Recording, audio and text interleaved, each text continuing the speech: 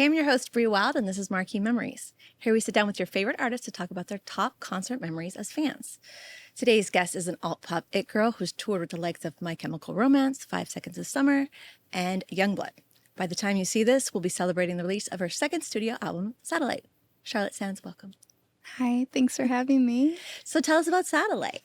I'm so excited. I can't believe that I have the best job in the world and I get to make music with my favorite people on earth and release an album for the second time now. This album is a kind of a melting pot of all the music I listen to, the music I grew up listening to, the new things I'm inspired by with like more electronic rock music meshed with 90s like Michelle Branch, Sheryl Crow, all of the things that really make me who I am as a person and as an artist in one place. And so it's just a reflection of who I am today. One of the first songs you put out, Dress, was about Harry Styles' famous, Vogue cover. I was wondering, this is a two-part question. One, what do you think of Harry Styles' current era? And two, are there any songs on Satellite that are about or inspired by pop culture, even if they're thinly veiled? Those are great questions. One, I genuinely believe that Harry Styles can do no wrong in my eyes. I think that he has such an impressive arc as an artist. I think it's really hard to, first of all, be in the box of like a boy band that is as massive as his is, and then to also break out as a solo artist and really prove like how actually talented and incredible you are on your own as an artist. Like the vision he has, the world he's built, it's really unique, and I'm such a fan, and it makes so much sense why majority of the world is as well. And I love the new music he's making. I think it's so interesting and dynamic, and he's great. What's not to love? And then I think there's definitely songs.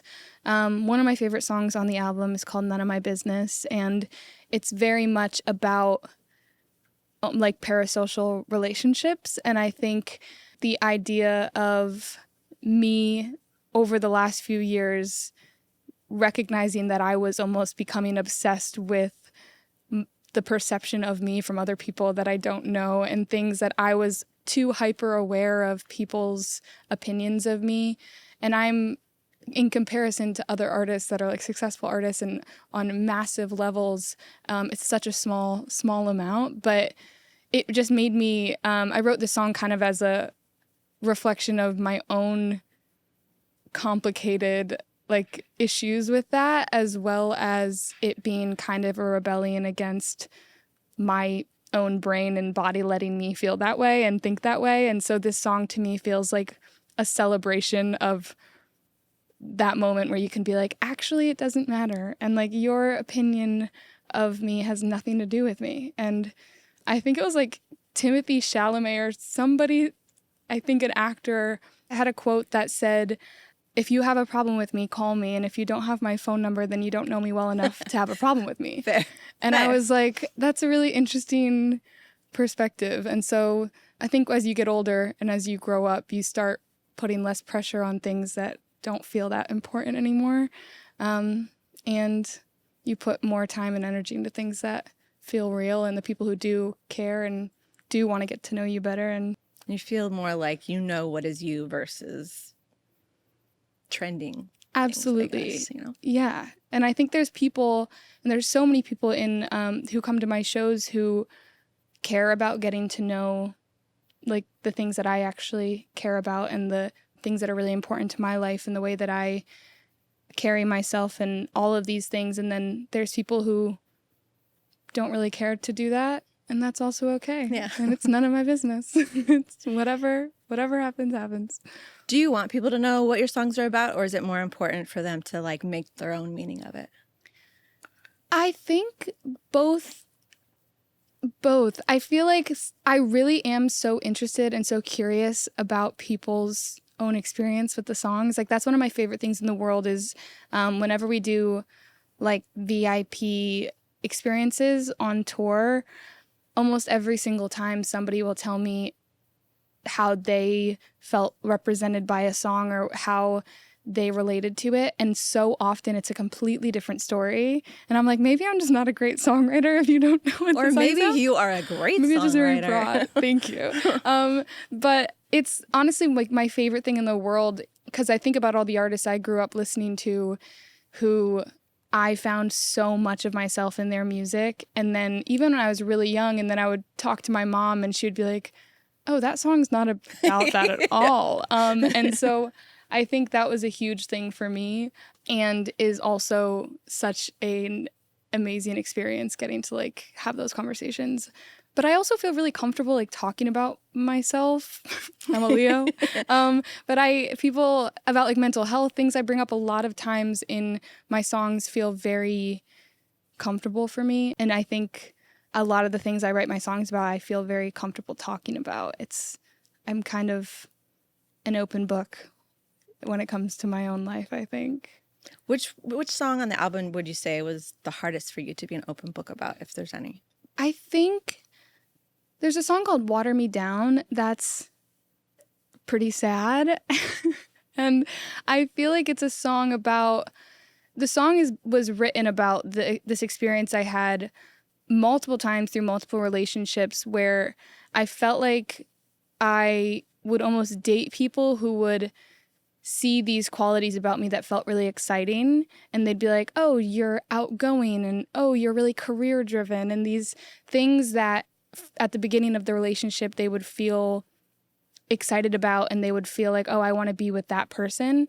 And then as time went on, those would always be the things that they started to resent, being like, oh, you're too outgoing and you don't give me enough attention socially. Or like, oh, you focus on your career too much. And you're like, yeah, you knew that. And they were all things that were like very much and not even like clear, that I was clear about, things that were like vocally the things that they loved most about me.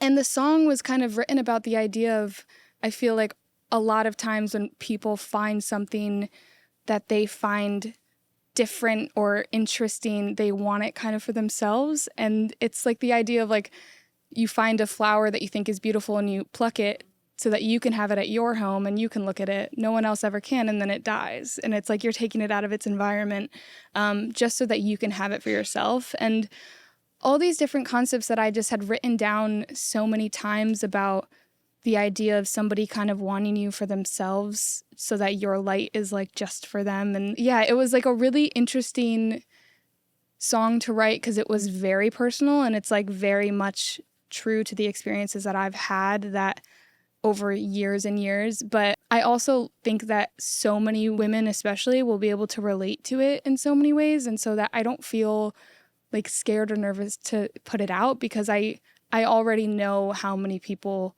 will just be able to like see themselves, unfortunately, in that narrative and that story. So my goal is to like, if I can just put out sad songs, I try to think of it like as soon as that energy is in a song and in the world, it's out of my body. Yeah, like it's kind therapeutic, of like journaling. catharsis. Yeah. Exactly. And it's Amazing. no longer my responsibility. I'm like, that's the world's. You can take care of it now. I want to listen to that song again. Yeah. Yeah, cool. Should we get into some of these Marquee memories? I would love to. Let's go to Third Eye Blind at Let's Go Fest. Third Eye Blind, Let's Go Fest, Crownsville, Maryland, 2025. So set the scene. So this festival, a lot of like my most memorable concert moments are festivals. I think I've always been somebody who, there's something about the energy of a festival that like really makes me like a fan again, instead of I think also just the stimulation of all like different stages and different acts and different sounds and festivals. I feel like such an experience that people have been like looking forward to and saving money and planning their days for like months, if not years of their lives. And you can feel that energy all the time. It's not like a random decision, I feel like, for most people to go do that. And I remember I played this festival, and I couldn't believe, first of all, that I was on a lineup with Third Eye Blind. I think that's like the craziest thing in the world. My parents probably think I'm like so much cooler now. But we played this festival. It was so much fun. And it was, I think my sister, because my sister lives in DC and she's like my soulmate, she never really gets to experience like a lot of my shows because she has a real serious job, and I can't just ask that of her every single time I decide to like go play a fun show. But a week before this festival, she was like, "Oh, what are you doing this weekend?" And I was like, "Oh, I'm playing a festival in Maryland," completely forgetting that like that's Proximity. where yeah, that she lives like a 30-minute drive from this festival. So she last minute was like, "Okay, I'll just drive up and spend the whole weekend," and she was able to come to my show, which is like so fun immediately. And we just had the best time, the best weekend. And then me, my entire crew and band all decided to go see Third Eye Blind together. And we were all in the pit. Like, there's videos of us just jumping around, screaming. It's one of those bands where I think most people don't realize how many like hit songs they had. Like, so many songs throughout the course of our lives that are so iconic, but I think a lot of people are just like, "Oh, I know that song," but You forget. Yeah, and you forget how that it's all this one band kind of doing that. And so we were just like full scream, like belting the lyrics to all these songs. And then it was one of those shows as well that I just remember watching them perform, and it sounded like the record. It was like one of the most impressive live shows that I just felt very inspired by it, and how incredible those songs still sounded live. And the fact that I had like grown up listening to those songs and those albums and never once experienced it. And then I kind of fell into this opportunity of getting to experience it live with like all my favorite people surrounding me. And it was like a very euphoric experience. So when you got added to that lineup, were you like, "Oh, I'm going to go see Third Eye Blind" when they play? Or was it more like, "Oh, I'll just do this with my friends"? Yeah. I mean, honestly, so often when I've played festivals, you kind of, you can't really expect to like stay the whole time. So like most of the time we're flying in the day that I play and then flying out really early the next morning. And so most of the time we'll play, then we have to load out, we have to pack our hotel All rooms. work, no play. Yeah, and I think the idea of it is so fun, and actually playing the festivals are so fun, but there's more, you're traveling for longer than you're actually even on site usually. And so this was, I think, one of those like fun surprises where we realized we didn't have to leave until like later the next day. And we were like, "Oh, we can stay and like go to the festival." And we're not staying like 2 hours away because the airport's in a different city and all of these things. So it just ended up, I think, really last minute, all of us realizing that we had the opportunity to like stay and watch this show. And I think another fun thing is like just having my sister there and somebody who like that's not their normal life. I think having people like that around make you recognize like how lucky I get to be, and like how lucky my band feels the same way, as like we get to watch people experiencing these types of things that get really normalized to us. And it's almost like they bring that magic back, and seeing my sister be like, "This is your job? Like, this is crazy. Like, this is what I would look forward to for like 6 months." And it just makes you really grateful. And I think it's important to be like surrounded by that and remember that I'm like the luckiest person in the world. That's like my 9 to 5. Get to see Third Eye Blind in the middle of Maryland and for a weekend. It's amazing. What was her review of the weekend? She had the best time. I mean, my sister is like the ultimate person to come to anything like that, because she, first of all, everyone just always assumes that she's like my manager, because she has this like presence and this aura that when she walks in a room, people like automatically start asking her like, "Where would Charlotte like this?" and like, "What should we do?" And I'm like standing there like, "Take it away." She's just like the most comforting, wonderful presence. And I think, and she also just like really, really enjoys music as like an actual listener instead of a musician, which has been really beneficial for me, because I've actually used her to test like songs of mine, because she listens to very mainstream music a lot of the time. I'll send her songs and she'll be like, "Oh yeah, this one's cool. I listen to it when I'm getting ready with my friends." And I'm immediately like, okay, like that means like if you and your friends are listening to this music, then like maybe the chorus like is hooky, and maybe it is this thing, and it's not just like a really heavy rock song that's going to be good for this group of people. But it's really helpful to have like people that have like a taste that's like actually a listener and actually an audience member and not just coming from like a creative perspective. She's your older sister? Yeah, she's 2 years older than me. Did she have any influence on you as a musician as you grew up? Or I know you started writing songs when you were like 9 or something. Yeah, I started writing really young. My dad is still in bands to this day in like our hometown. He plays every instrument, taught me how to like write and record when I was really young. And so my brother, I have an older brother as well, as 4 years older than me. We all played like rock band and stuff together. And I honestly think one of like the earliest memories of me starting to make music was when we were playing rock band and I really wanted to be the drummer. And my brother was like, well, I'm not going to sing. Like, I don't want to stand here and sing. So like, you have to sing. And I want to drum. And being the older brother, I was like, anything you say.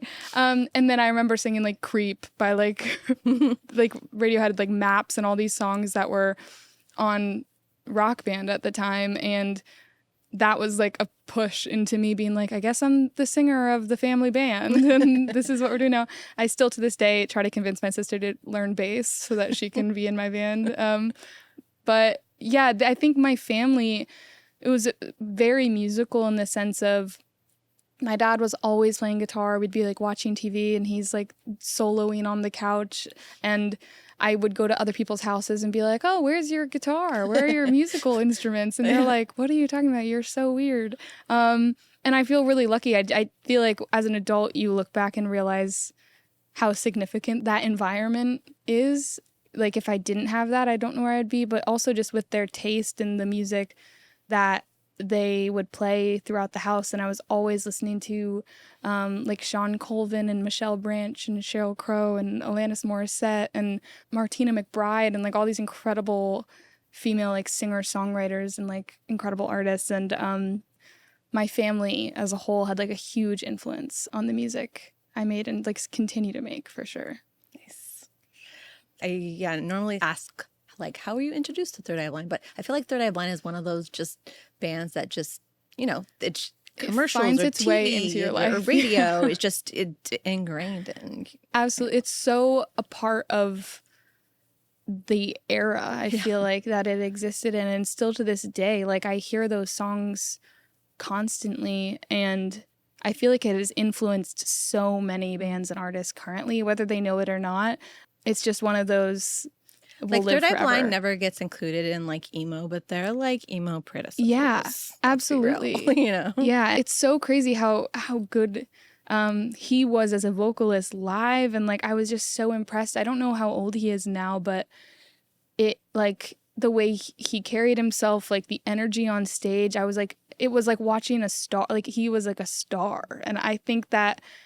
Sometimes you see people perform live and it's like Hayley Williams and people who just have this star power and there's like an aura around them and like he had that and it's like so impressive and it makes me just like want to be like I need to go back on stage. I need to like get better at performing. I need to get better at this and it's exciting to get to like be around people like that.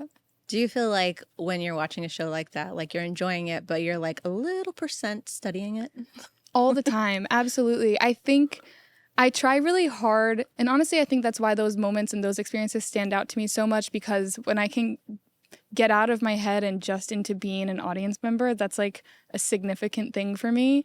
So I feel like those moments feel really magical. But most of the time, I don't think I'm like ever criticizing people because I don't feel very critical when it comes to like live music. I really do believe that like there's kind of something for everybody and what I like, a lot of other people won't, and what I don't like, a lot of other people do. And I think a lot of the times it is like more of a learning thing of being like, okay, I really like that they have like they're backlit during this moment of the song. And then they only bring in the front lighting halfway through the set. So it's like building this tension and things that have to more do with like the experience of the live show as a whole, which I think is just like, it's so exciting. It's having like production and like the live show element has always been the thing that's like most exciting to me. Like every time I write a song, I write it for performing it and like what I need for the show, what songs I'm missing, what moment would be like so fun for me to do live, but also fun for the audience. And so live shows are like everything to me. And so you already have an idea for all of the songs that you've written, like what their little like on stage story will be. Yeah, I'm like, I have the lighting cues. I'm like, I have all the moments. I have like the big budget one in my head for like if I just happen to fall into a few $1 million. And then I have the ones that are like the DIY crafty versions. But yeah, I definitely feel like I'm very visual. And even the music I'm making right now, the production side of it is very much, I've like leaned into certain types of production because I wanted the live show to like kind of transport into like a different sonic realm and feel a certain energy. So yeah, it's all really driven by that. Do you feel like this album is a little more that than your first album was? Definitely. I think that this has, and honestly, this isn't even a show that I originally like thought about when thinking about the ones for this, but I saw Odessa live, which isn't something I was ever planning on doing. It was another like thing I fell into. And I watched that show, and it was a moment where I just realized how much you can do with like how much electronic music uses production and how massive their production feels like for that type of music. And it made me start being really curious about like, how do I make the live shows feel the way that this show made me feel? Like, I love rock music. I love live instruments. I love live drums and all of these things.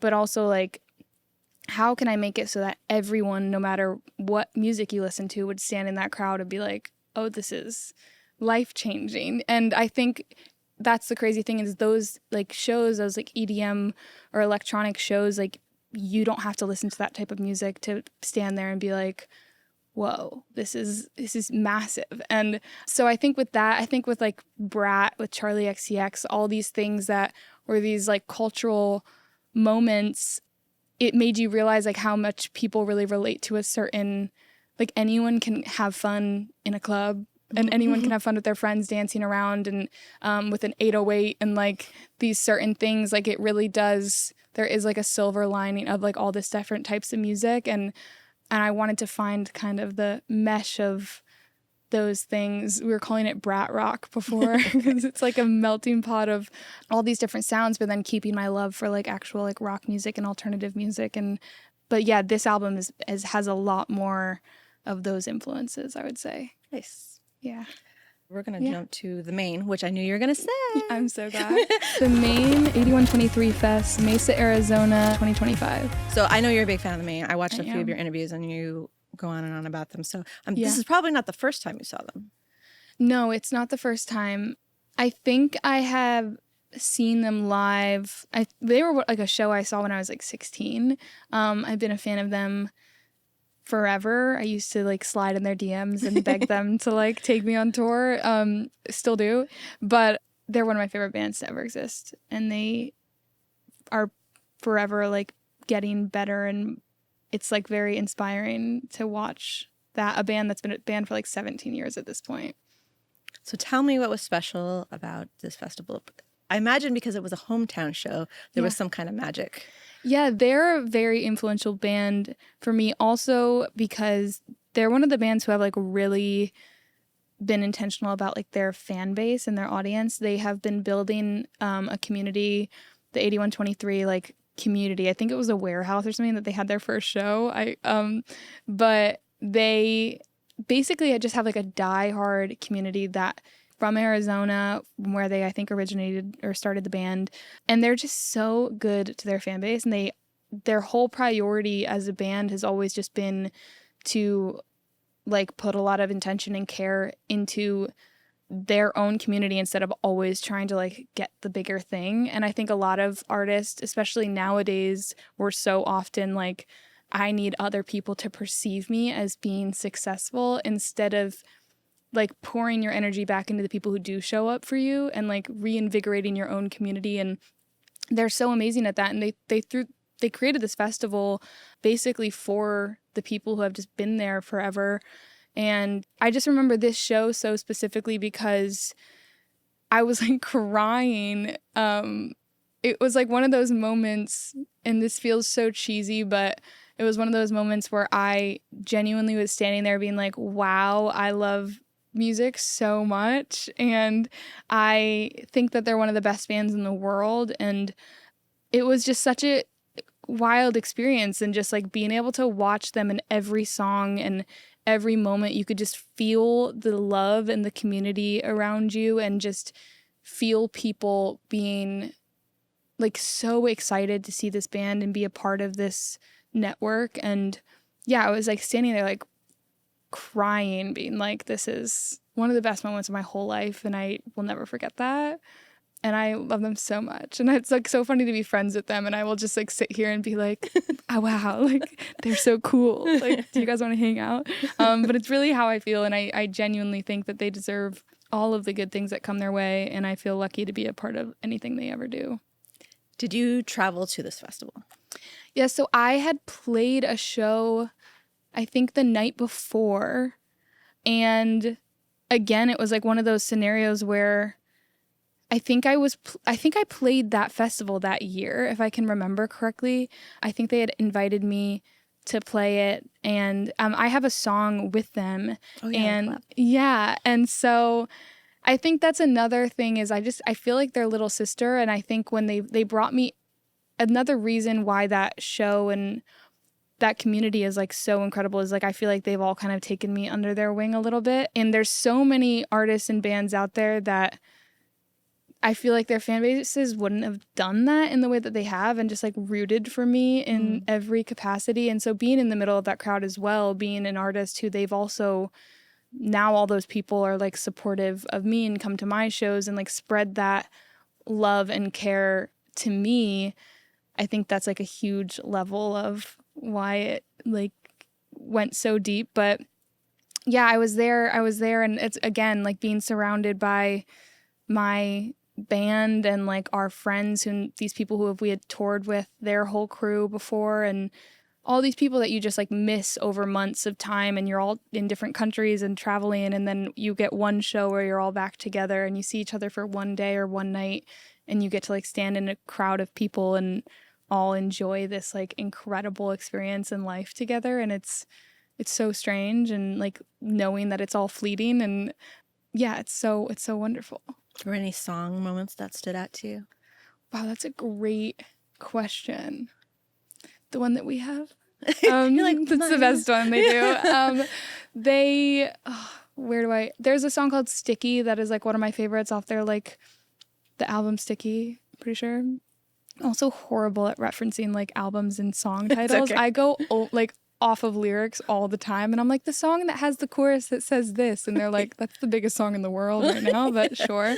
But yeah, they have a song called Black Butterflies that I am obsessed with and have been forever. And yeah, there's so many. And then there's like a song that John sang by himself on guitar that of course I don't know the name of, and just like so many moments where they just spoke so, it was all just about community. And it really was a huge like learning experience for me as well, to just be like, oh, this is what it's all about. And if I could play this show once a year for the rest of my life, surrounded by people who care about this one thing just as much as I do, like that is a very good life. Yeah. And I would be very, very fortunate to get to do that. And they seem like they have a really positive, like solid fan base too. I guess that's partly 100%. because of them, you know. But. Yeah, and they really just are the nicest people. It made me less afraid to like meet my idols for sure, but they're just like really wholesome, hilarious, sweet people. And I think also their live show is like so funny. Like John is one of the best frontmen I've ever witnessed, and he's like so hilarious. And every show he like brings people on stage and has them sing, and everyone's like, okay, we're like 30 minutes over right now, you gotta wrap it up. And he's like, no, let's do it again, like more people, this is fun. And it's just like they just really treat every show like it's their first and last, and take advantage of every moment. And it's a really good example of like exactly how I want my career to look and to continue to grow, for sure. How did you discover the Maine? What was your discovery point? I was like 16. I was introduced to bands like We the Kings and the Maine and Mayday Parade. And I had a friend who was like obsessed with that type of music. And so she was kind of the introduction to that world. Because I didn't honestly grow up going to a lot. Like, I never did the Warped Tours. I'm like, most people are that I know in those scenes have been going to those since they were like 14 and like in the mosh pit. Like, yeah. You know, and I was going to Was your first Warped Tour when you played it? Which is crazy. I know. And I like walked around and like handed out flyers and I like did all the things that I've always wanted to do. I just definitely experienced music like by myself. I think I would just like go to my basement and like record music and make songs. And I never really had people that I would like go to shows with. And I didn't really have that until I was like playing the shows. It was very strange that I've like still wound up here in some way, and I'm so glad that I have. But I remember going to a show with my friend from high school, and I'm pretty sure it was like the Maine and Mayday Parade or We the Kings and something like that, where I like fell into that world. And I just became like obsessed with them and that whole era of music. And then I moved to Nashville like right after high school, and I was very much like in like this singer-songwriter world that was very different than that. And so I went through all these different like phases, but every time they put out music, it was like a really significant like body of work that I would obsess over, and they were just always a very consistent like band for me that I always like looked forward to listening to. And then I think around 2022 or something, I had like DM'd them being like, I love your album and I'm so obsessed with you guys.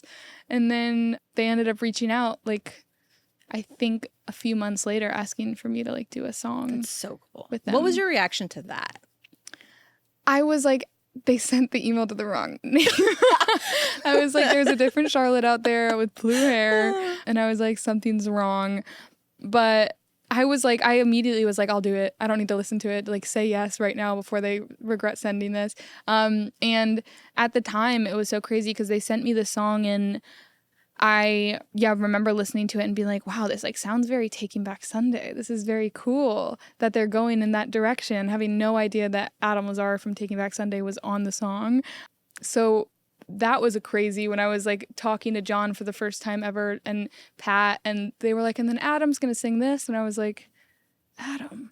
What Adam is in the band? I was like, is there another singer that I haven't known about this entire time? So that was just like an insane experience, knowing that I was the third person in that, what I would say like a dream band group, and then plus me. I was like, whoa, this is crazy. And it was just like the most insane experience. I've probably sang that song, I can't even imagine the amount of times we've done that song together at this point, like all across the world, because we always end up in like random places at the same time. They're like, oh my God, you're in Paris today. And I'm like, yeah, I'm playing a show. And they're like, we're playing. Do you want to come sing the song? And it's just happened so many times. And it's been like one of the core memories of my entire career is just like that song and getting to do it with them and experience so many places and so many audiences all over the world with them. That's really cool. Yeah, thanks. And I like talk about it, and I'm like, I feel like I'm telling a story about somebody else that I'm like, wow, that's so cool for You're them. like out of body. No, truly, I genuinely sometimes like don't believe that it's that I get to do that. Like, it really is so weird. I'm like, those are some of my favorite bands to ever exist. So yeah, I'm grateful cool. Forever. Shall we move to Sheryl Crow? I would love to. Sheryl Crow at Bonnaroo Music Festival, Manchester, Tennessee, 2023. Another festival. I'm a festival girl. Wow, Sheryl Crow. Where do I begin? Sheryl Crow has been an influence in my life and in my music since I can remember listening to music. Truly, like, that is one of the artists my parents would just constantly be playing.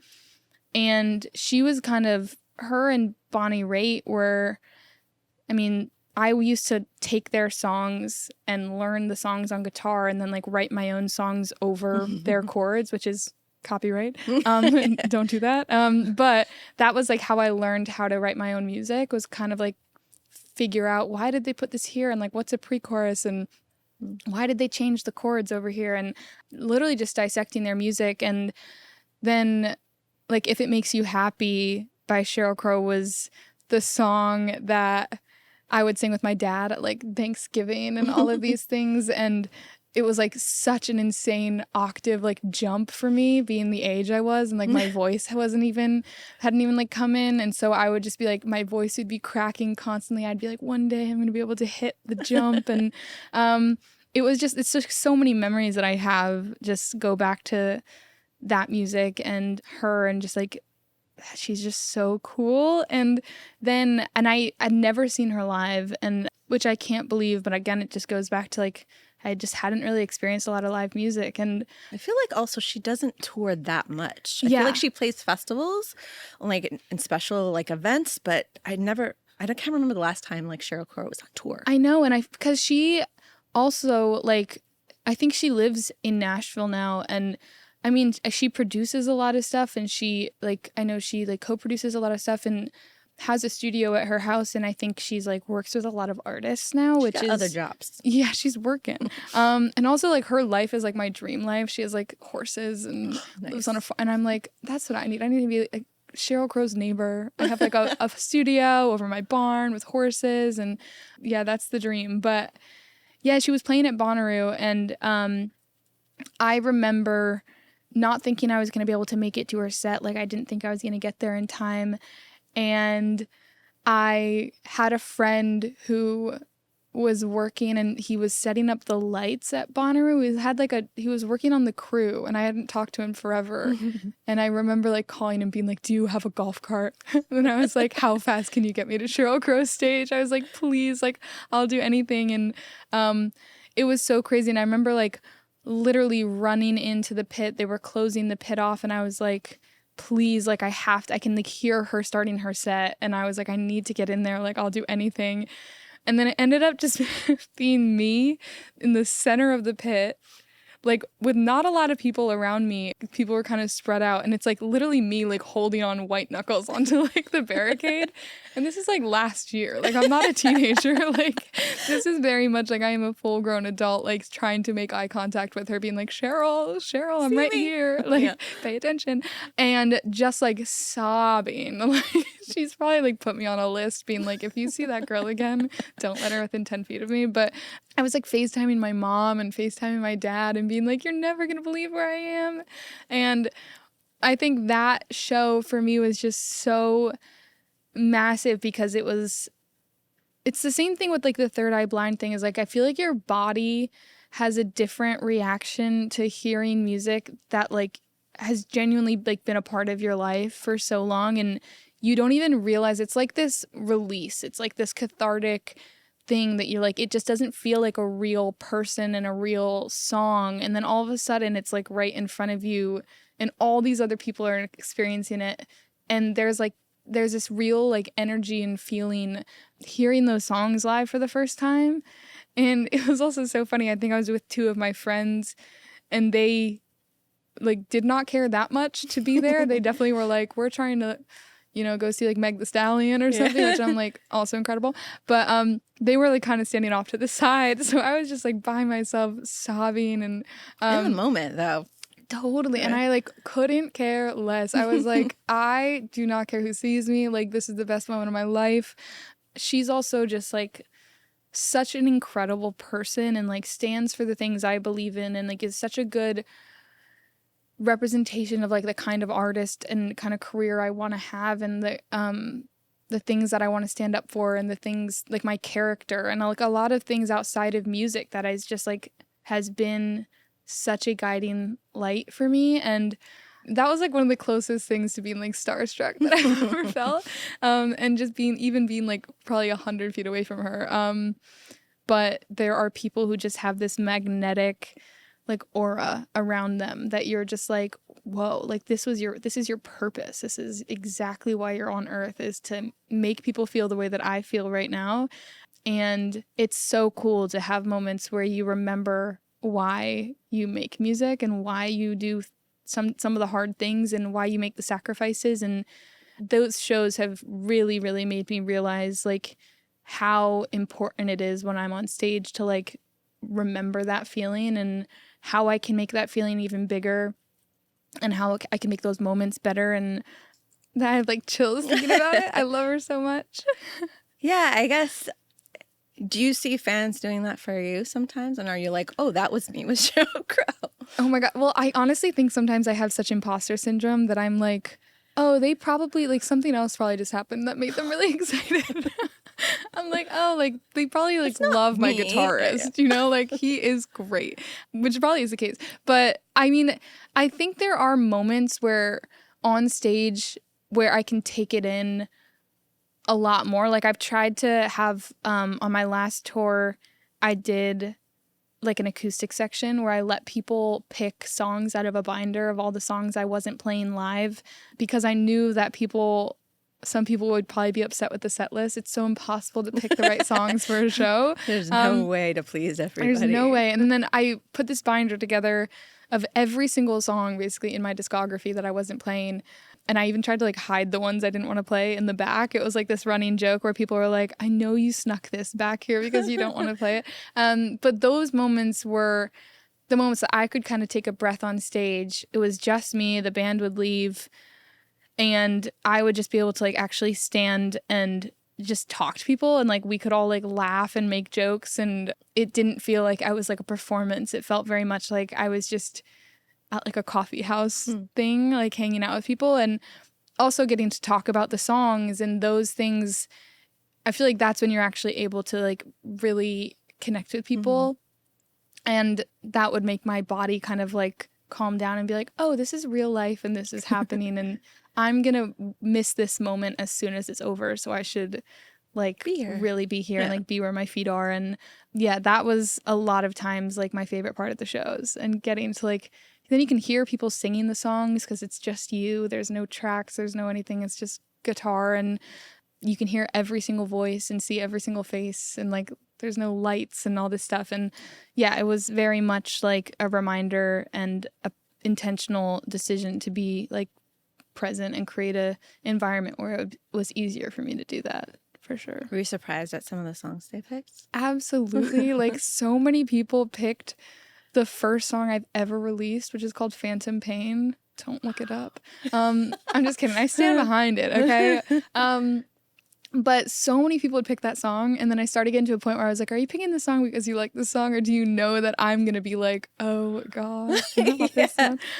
Is it like a bit? But no, it was honestly, it also just like makes me really happy. I'm like, the fact that some of your favorite song truly, out of all of my songs, is like the first thing that's not even like the genre of music I make anymore. Yeah, I just feel, I'm like, that's amazing. That's why, the fact that you came to a show and that's your favorite song from some artists won't even play their old songs, so. I know. And I'm like, maybe I just have to do the binder thing forever. But yeah, I was always really surprised by it. And then there were some that were really consistent that I never would have thought would be like a favorite, that I never knew that people like connected to that much. But then show after show, somebody would pick the same song, and I was like, okay, wow, and maybe I should add this to the set list and things like that. So it was like really interesting to like get to have people firsthand tell me kind of like what they would want in the set. Yeah. Also, I meant to ask when we were talking about stories, what's the best story you've heard about like what a song meant to them, or, you know, how a song helped them relate to something? I think the ones that have held like the most weight for me have been, because I feel like I put out a lot of songs that are about relationships, and a lot of songs are like, I've only started really writing happy songs like a year ago. So that's been a huge process for me. But a lot of songs, like people would normally relate to them because they were going through something really difficult. And I like hate that people relate to those. But at the same time, I'm really, really grateful that some of them were able to like find a community through the song and join the Discord, which led to them meeting their best friend, who now they actually don't feel as alone anymore because they have somebody who they can talk to all the time, and like things like that. I think that is my purpose, is to like genuinely bring people together and like create a community more than any music or anything. But I think it would always just go back to, I have a few that I remember really well, but it was always just about them going through these like really difficult times and feeling like they genuinely And it's exactly how I felt when I almost like found my favorite artist for the first time, being like, nobody knows this feeling and nobody has ever experienced this type of like pain and isolation before. And then hearing a song randomly that is like, I know exactly what this feels like, and being like, this is how it feels. And these are the exact emotions that you feel right now, but like with words to them that might help somebody explain it a little better.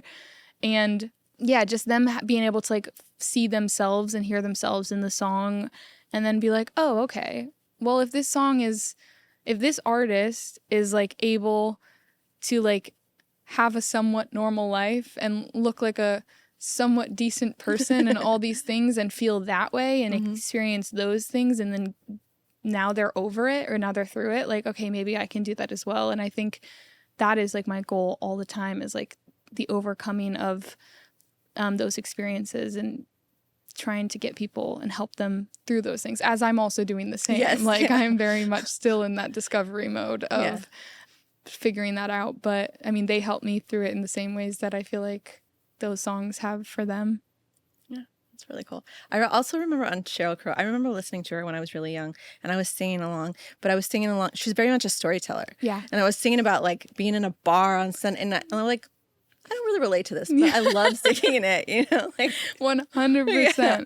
I mean, there's so many songs like that. I remember like If It Makes You Happy and stuff, where she was like, put on a poncho. And I remember like singing those songs with my dad, being like, what does this mean? And then, but at the same time, I would like say it with my full chest. And I'm just like screaming the lyrics, being like, I get this. Because sometimes I feel like even if you don't relate to the words, you can relate to the emotion of how it's being sung. And like, I feel like there's so many songs that I have no idea what they're about. I mean, it's even yesterday watching like the Super Bowl halftime performance, and it's like Bad Bunny, and I don't speak any Spanish, and I was watching that show being like, I know exactly what this song is about. Like, I can tell by the energy, I can tell by the passion in it, and all of these things that you can like feel. And I think those things are universal, and they're so much bigger than any language. And yeah, I think a lot of people like relate to that sometimes more than even the story in the song. Right. Yeah. No, I don't think you had to know the words to be entertaining. Yeah. At all. Exactly. No. Well, thank you for sharing these memories. Do you have any shows coming up as a fan? I am going to see Fantagram at the Troubadour. Oh, Troubadour They're shows? playing at the Troubadour. I was just thinking before this. I was thinking about Troubadour, and I was like, "There's something I didn't get tickets to." That's literally me. I haven't even bought my tickets yet, and it's in my calendar. And I'm like, can't wait to go see Fantagram 2 nights in a row at the Troubadour. Yeah, I'm for sure going to that. I love them. Okay, they're one of my favorite bands to ever exist. And honestly, a huge influence on this album. The pop melodies over like very live, very electronic, like alternative music. Yeah, her voice is incredible. We gotta go get tickets. We gotta go. I'll see you there. I can't wait. This is gonna be great for us. Yeah, I love them. I love their last album. I feel like there was like the last album was so good. Like Attaway was on it, and there's like you're saying, like there's so many songs that it wasn't even about the lyrics, about the emotion, like that she was like, it very much came through. I'm like screaming just like syllables and like sounds in my car. I'm like, I don't even know if these are the lyrics, and like half of the time I can't really like hear the whole word, but I'm like belting it. They are such like an energy thing. It's like it just feels good, and it just like your whole body is like, this is amazing. Yeah, they have like mastered the art of that for really sure. Good. Yeah. I'm like, I gotta go buy this. I know. Actually, right now, I'm just actually, like, I have to go. I would love to continue this conversation. But I have to go. I'm busy. And what's next for you? Obviously, Satellite's coming out. Yes. Album comes out. I'm so excited for that. And then right now I'm doing Simple Plan tour in October in UK and Europe. I think Neck Deep is doing it in Europe, which is also incredible because I literally have a song called Neck Deep on the album. So I'm just going to finesse my way into there. I'm going to be like, hey guys, would you like to? But yeah, I'm really excited for that. Huge fan of them. And then I think Stand Atlantic is on the UK shows just announced, which I'm super excited about. And then hoping to do a lot of my own shows and headline shows so that I can like play all the songs on the album in the way that I visualize them. Exactly. Yeah. So that's definitely the goal. and just playing as many things as possible, going to as many shows, being a better fan of artists so that I have more things to talk about next time. New shows for you. You're a great storyteller, though. Thank you. I love a yap. Like, I will do this forever. You just have to cut me off at any time. You can come back in Perfect. like a year or two when you have more shows to talk I'll about. have a whole list. Okay. Okay, perfect. Thank you. Yeah, thanks for having me.